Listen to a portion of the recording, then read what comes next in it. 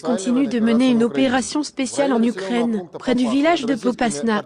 Les unités d'artillerie russes ont bombardé 6 avant-postes de la 4e brigade mécanisée indépendante ukrainienne, neutralisant plus de 120 militaires, 11 véhicules blindés et 14 véhicules à usage divers. Les avions opérationnels et tactiques des forces aéroportées russes ont frappé 38 installations militaires ukrainiennes, dont un dépôt de munitions près de Toshkovka dans la région de Lugansk, et 8 zones de rassemblement de munitions ukrainiennes, à Piatigorsk, dans la région de Kharkiv.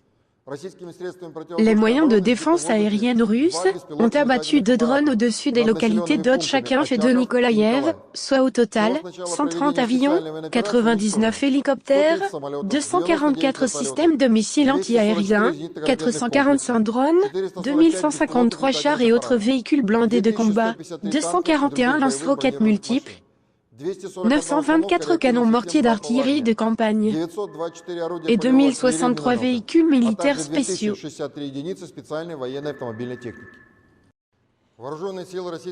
Les forces armées russes continuent de mener des opérations spéciales en Ukraine.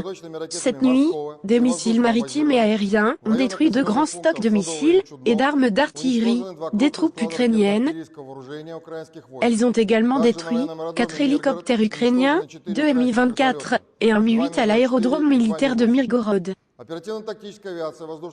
La force aérienne des forces aérospatiales russes frappe 46 installations militaires ukrainiennes, dont 2 postes de commandement et une station de radiation, près de Borovoy, de lance-roquettes multiples et 4 zones où sont concentrés des équipements militaires ukrainiens. Dans les régions de Borovoy, la défense antiaérienne a abattu 2 véhicules de projection sans pilote.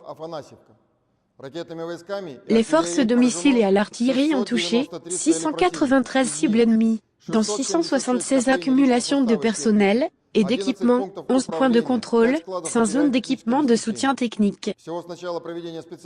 Au total, 130 avions, 103 hélicoptères, 244 systèmes de missiles anti-aériens, 447 véhicules aériens sans pilote, 2169 chars et autres véhicules blindés de combat, 243 lance-roquettes multiples, 930 mortiers d'artillerie de campagne et 2076 véhicules militaires spéciaux. À la suite d'une offensive réussie, des forces armées russes et des unités de combat de la République populaire de Donetsk, 1026 militaires ukrainiens de la 36e brigade de marine se sont rendus volontairement dans la ville de Marioupol, près de l'usine sidérurgique Illich, ainsi que 47 militaires féminins. 150 soldats ukrainiens blessés de la 36e brigade de marine ont reçu un premier traitement médical sur place, puis tous ont été emmenés à l'hôpital de la ville de Marioupol pour y être soignés.